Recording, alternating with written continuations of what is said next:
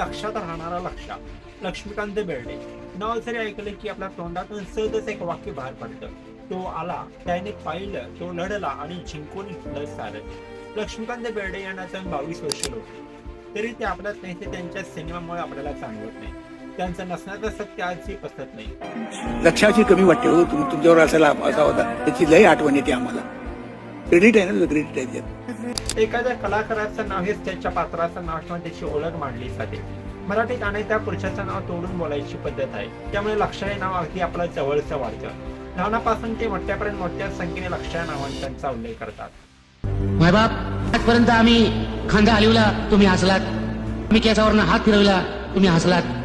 पण हसवता हसवता आम्ही खंदाट जंगलात कवा पोचलो आम्हाला कळलंच नाही. आज आपण पाहणार आहोत की लक्षा कसा फेमस झाला आणि त्याच्या करिअर मध्ये महत्वाचे किस्से. आणि अत्यंत महत्वाचं म्हणजे की खरंच लक्षाचं करिअर संघर्ष दाखवणारा सिनेमा यावर आज आपण माहिती घेऊ. तत्पूर्वी मंडळी, सिनेमा आवडतो ना, बोगस कोण नको, तो जगून घ्या आणि थेट सिनेमा रसिक युट्यूब चॅनलला सबस्क्राईब करा, कारण की तो सिनेमा नाही तर सिनेमाच्या परंपरेत आणि कलाकारांच्या माहितीचा अनुभव येतो. हल्ली अशा सुद्धा आपल्याला कमेंट दिसतात की काँग्रेस आणि भाजप यांनी लक्ष्य मामाला सन्मान दिला नाही, तसा अशोक सराफ यांना दिला जातो. म्हणजेच की यांचं करिअर बंद करण्याच्या मार्गावर होते का, असा प्रश्न लोकांना पडत आहे. तसंच आपल्या लक्ष्मण मामांचं करिअर सचिन पिळगावकर, दादा कोंडके यांनी खाल्लं. लक्ष्मण मामांची इच्छा होती की दादा कोंडके बरोबर काम करायचे, पण दादा यांनी लक्षाला एकच वाक्य सारखं बोलत होते, मी माझे सिनेमे स्वतः काढतो आणि महत्वाचं म्हणजेच की कलाकार सुद्धा मला मी पटणारच घेतो, मी बाकीच्या कलाकारांना माझ्या सिनेमामध्ये जागा देत नाही. तर मंडळी, मला हे सांगा की हे कितपत योग्य आहे दादा कोंडके यांचं बोलणं. Hello hello hello Dhananjay Mane इथे राहतात का? धनंजय माने फक्त इथे राहत नाही तर ते इथे राज्य करतात. अरे आपण जवळजवळ 50 चित्रपट एकत्र केले, खूप मज्जा. लक्ष्मीकांत बेर्डे कथानकादी प्रयोगाला घाबरले नव्हते, पण महेश कोठारे यांच्या व्यतिरिक्त त्यांना बाहेर पाचली संधी मिळाली नाही. दे दनादर मध्ये त्यांनी पोलीस कॉन्स्टेबल साकारला होता, तर धडाकेबाज मध्ये त्यांनी बाटले गंगाराम साकारलेला होता. झपाटण्यामध्ये बोलक्या बावळ्यांचा खेळ करणारा कलाकार साकारलेला होता. लक्ष्मीकांत हे मुळातच मिश्किल स्वभावाचे होते. सेटवर ते अनेक वेळा प्रँक करायचे. लक्ष्या म्हणजेच की गमती जमती, थट्टा मस्करी, खोड्या काढणं होणारच असं सगळ्या लोकांना ठाऊकच असायचं.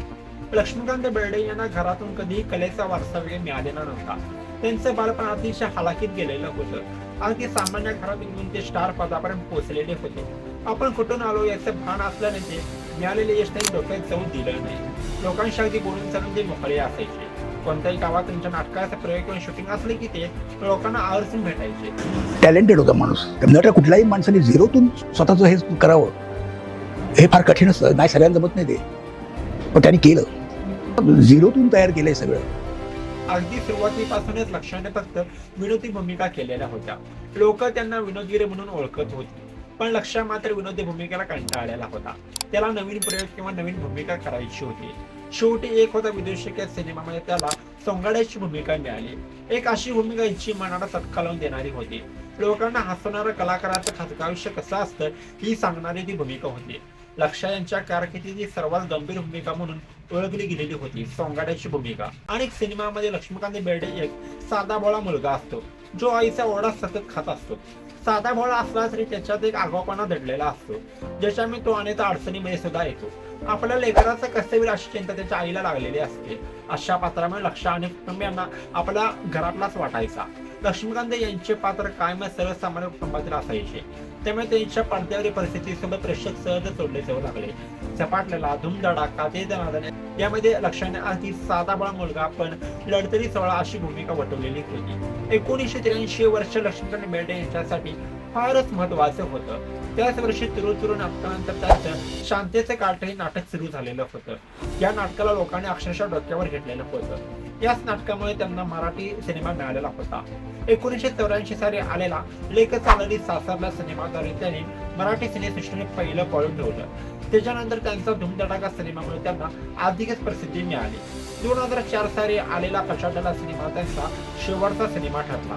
थोडंसं मी क्रेडिट टीव्ही सेंटरला पण देईन, कारण कॅमेराच्या पहिल्यांदा फेस केला मी टीव्हीलाच, आणि बरेच प्रोग्राम केल्यामुळे मला तो कॉन्फिडन्स आला. आणि आपल्या मराठी प्रेक्षकांना जास्त धन्यवाद देईन की ते इतके जाणकार आहेत. चॉकलेट चेहरा बघण्यापेक्षा चांगला अभिनय बघायला ते जास्त पसंत करतात. आता मात्र आपला शेवट जवळ आला. असं लक्ष्मीकांत बेर्डे यांना वारंवार वाटत होते. लक्ष्मीकांत बेर्डे यांचे शेवटचे दिवस जीवाला दुःख लावणारे होते. त्याची तब्येत खूपच ढासळत जात होती. शेवटच्या काळात लक्षा यांनी साकारलेल्या अनेक भूमिका एकटा बघून तो हसत असे. अखेर 16 डिसेंबर 2004 साली लक्ष्मीकांत बेर्डे यांनी जगाचा अखेरचा निरोप घेतला. आज जरी सर्वांचा लाडका लक्ष आपला नसला तरी इतिहासातील लक्ष्मीकांत बेर्डे हे सोनेरी पान कायम आपल्या बरोबर असणार आहे. या सर्व बाबीमुळेच म्हणजेच की सुरुवातीचा संघर्ष, विनोदाचा अशोक टायमिंग, सिनेमातला प्रवास हे सर्व त्याच्या लाडक्या प्रेक्षकांना माहित नाही. त्यामुळे नक्कीच आपल्या लक्षावर सिनेमा यावा जो त्याची संपूर्ण संघर्ष कहाणी अनेक प्रेक्षकांच्यापर्यंत पोहोचवेल, जेणेकरून आपण पुन्हा आपल्या मनामध्ये आपल्या लाडक्या लक्ष्याला जिवंत करू. त्यासोबतच लाडक्या लक्ष्याच्या लोकप्रियतेची महत्वाची कारणे सुद्धा आज आपण जाणून घेतली. तत्पूर्वी मंडळी, सिनेमा आवडतो ना, मोका स्कोर नको तर जगून घ्या आणि थेट सिनेमाचे युट्यूब चॅनलला सबस्क्राईब करा. कारण की सिनेमा नाही तर सिनेमाच्या परंपरेचा आणि कलाकाराच्या माहितीचा जिवंत अनुभव येतो.